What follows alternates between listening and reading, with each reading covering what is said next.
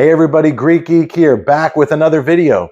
Today we're going to talk about the WWF Series 2 LJN figures. If you've been following my prior videos, you know I've been on the hunt for the last figure.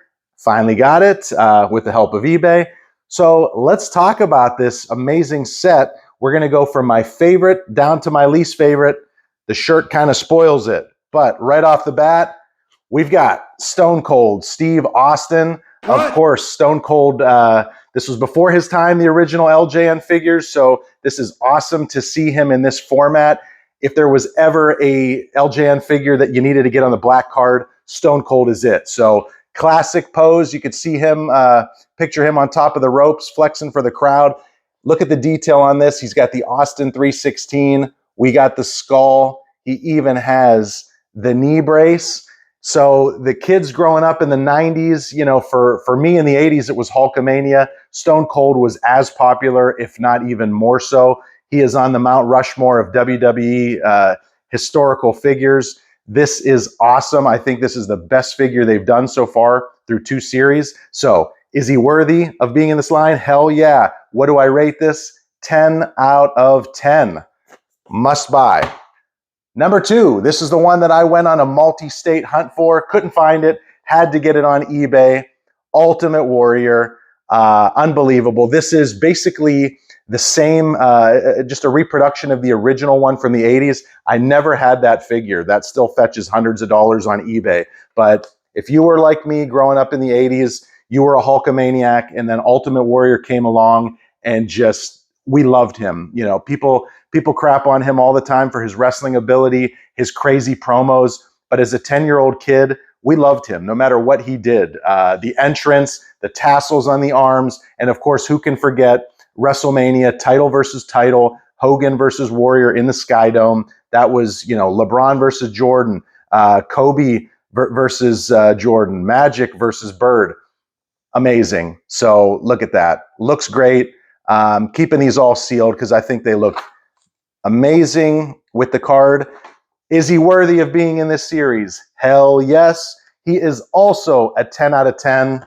Just a step below Stone Cold for me with the iconic pose of Stone Cold. Number 3, Jesse the Body Ventura. And if it looks familiar to you, this is why.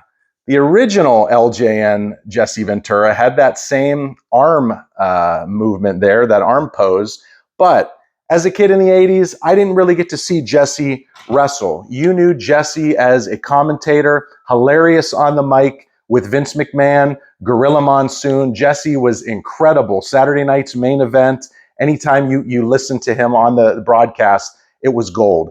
And so he's got his microphone, he's got his crazy blinged out gear, which he was known for.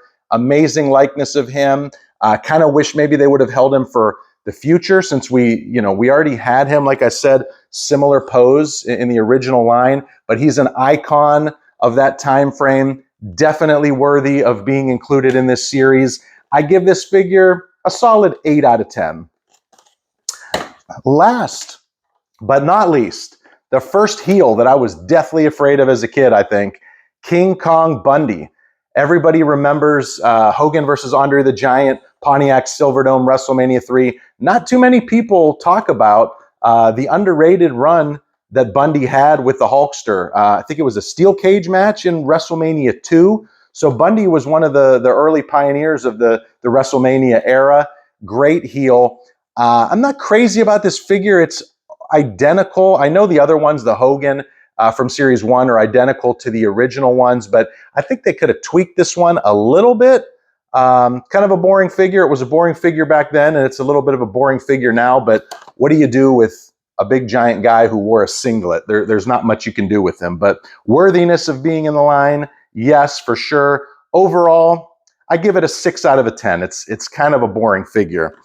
Anyway, are you guys picking these up like me? I'm getting every one. I hope this series continues. Series 3, Series 4 have been confirmed. Some leaks coming out with those.